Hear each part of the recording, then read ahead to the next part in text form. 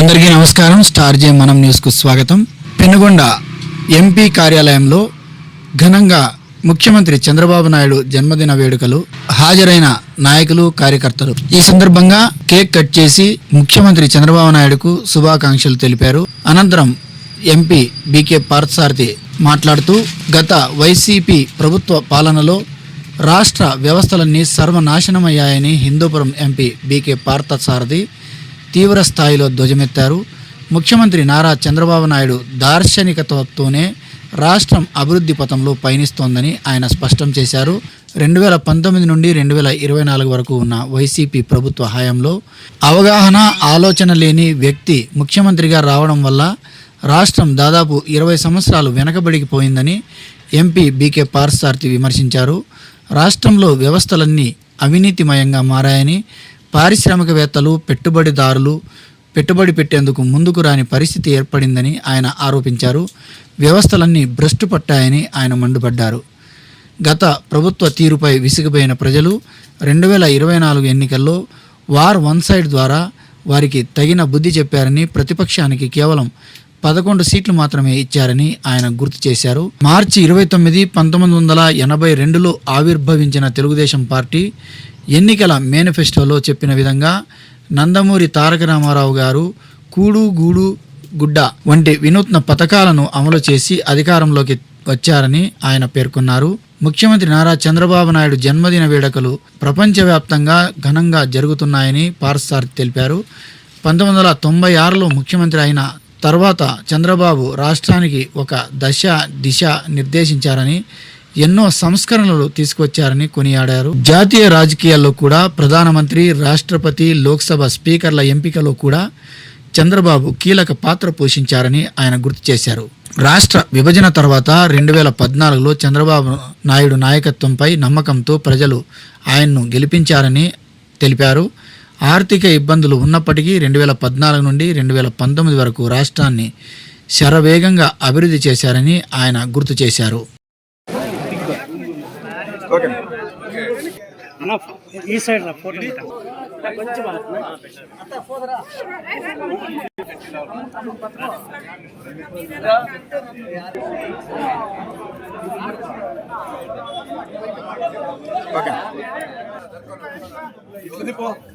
ఇక్కడ చూడప్ప దాదాపుగా 20 సంవత్సరాలు వెనకబడిపోవడం, అదేవిధంగా అవగాహన, ఆలోచన లేనటువంటి వ్యక్తి ముఖ్యమంత్రిగా రావడం, అదేవిధంగా ఈ రాష్ట్రం అన్ని వ్యవస్థలని భ్రష్టు పట్టించడం, ఎక్కడ వేసిన గొంగలు అక్కడే ఉండడం, పారిశ్రామికవేత్తలంతా కూడా ఇక్కడికి రాకపోవడం, అన్ని రకాల భ్రష్టు పట్టినటువంటి సందర్భం. అదేవిధంగా అన్ని వ్యవస్థలు కూడా సర్వనాశనం చేశారు ఆ వైఎస్ఆర్ పార్టీ 2019 నుండి 2024 వరకు. అదేవిధంగా 24 ఎన్నికల్లో కూడా వన్ సైడ్ వార్, ముఖ్యంగా ఈ ఆంధ్రప్రదేశ్లో కానీ విని ఎరగినటువంటి రీతిలో ప్రజలంతా బుద్ధి చెప్పడం, అదేవిధంగా ప్రతిపక్షానికి 11 సీట్లు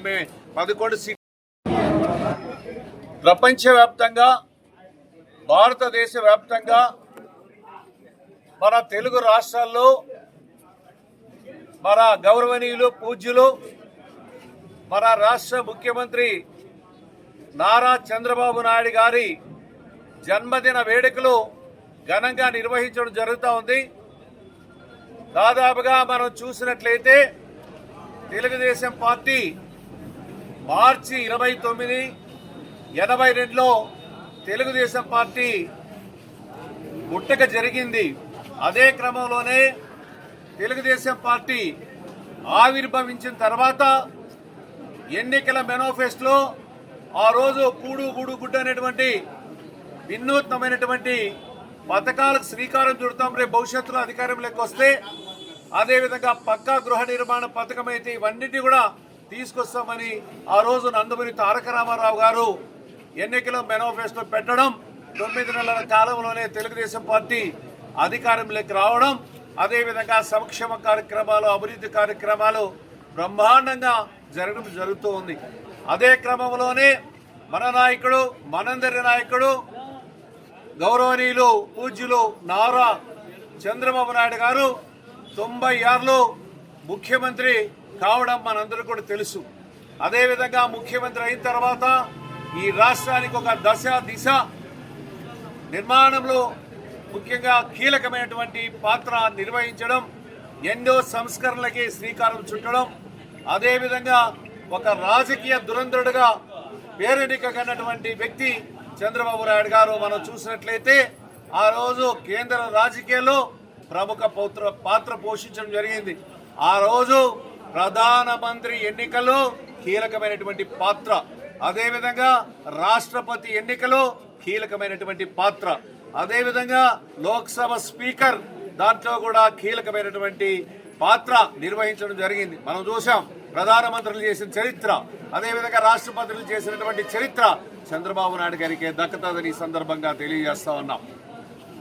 అదేవిధంగా మనం చూసినట్లయితే మన రాష్ట్రం విభజన జరిగిన తర్వాత 2014లో ఎన్నికలు వచ్చినటువంటి సందర్భంలో ముఖ్యంగా చంద్రబాబు నాయుడు గారు అయితేనే ఒక అవగాహన, ఆలోచన, పరిపాలన తెలిసినటువంటి వ్యక్తి అనేటువంటి ఒక నమ్మకం, ఒక విశ్వాసంతో ఆ రోజు 2014లో ఎన్నికల్లో తెలుగుదేశం పార్టీని ఘన విజయం సాధించడంలో కీలక పాత్ర పోషించడం మనందరికీ కూడా తెలుసు. అదే క్రమంలోనే ఆర్థిక ఇబ్బందులు ఉన్నటువంటి ఈ రాష్ట్రంలో చంద్రబాబు నాయుడు గారి నాయకత్వంలో 2014 నుండి 2019 వరకు కూడా శరవేగంగా ఈ రాష్ట్రం అన్ని రకాల కూడా అభివృద్ధి చెందింది. ఆర్థిక ఇబ్బందులు ఉండినా కూడా శరవేగంగా ఈ రాష్ట్రం అభివృద్ధి చెందుతున్నటువంటి కీలకమైనటువంటి సమయం. కానీ ఉండబా కార్తీక్ గలర్ చేతుడ